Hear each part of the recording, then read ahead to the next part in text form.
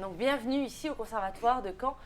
Alors je vous présente les enfants de CE1, CE2 de l'école Jean Guéhenno. Alors ici vous avez les enfants d'une autre école. Alors ce matin nous accueillons deux écoles, l'école Jean Guéhenno et l'école Marco Polo.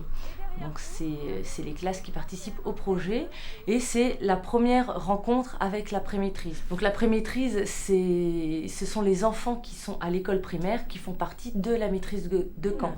Nous commençons la séance par une mise en voix, un échauffement corporel et un échauffement vocal. Et ensuite nous travaillons sur deux chants communs.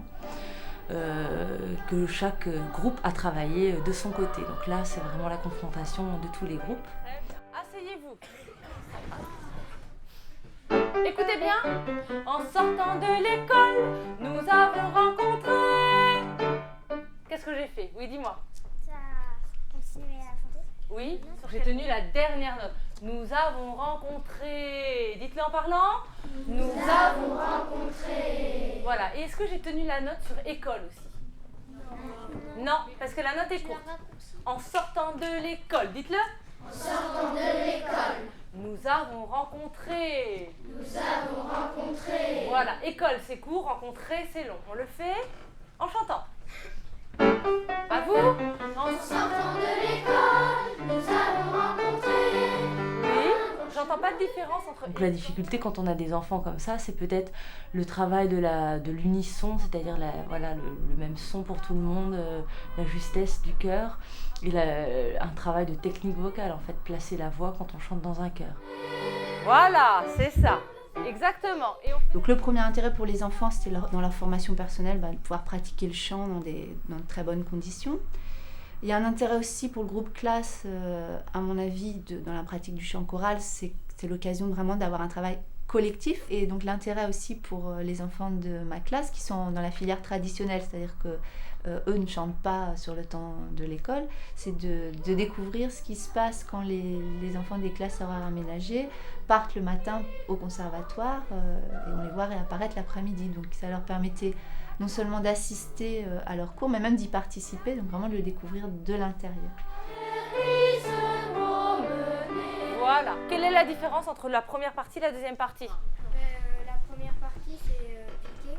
Voilà, c'est détaché. Je détache toutes les syllabes. Et la deuxième partie, je lis toutes les syllabes.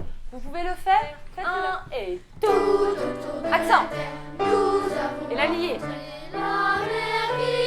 On refait tout le monde. Et tout autour de la terre. Excellent. À vous, Marco Polo. Tout.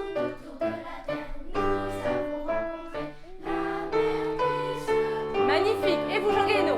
Tout.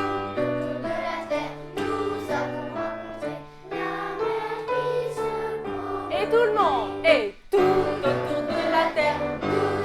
Lié.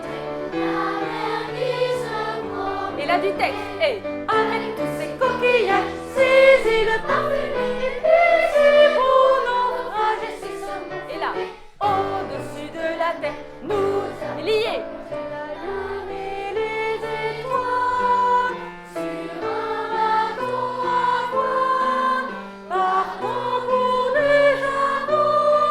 Et les trois mousquetaires sur le toit de la main, tournant la manivelle d'un petit sous-marin, plongeant dans les mers pour chercher des oursins.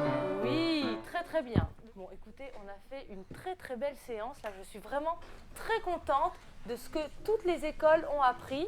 Alors évidemment, il y a des petites choses à revoir, il y a des chansons, on ne les connaît pas très bien, mais je suis vraiment ravie de cette première rencontre. Et quelques jours avant le concert, nous allons faire une répétition générale à la Gloriette, donc qui regroupe tous les enfants.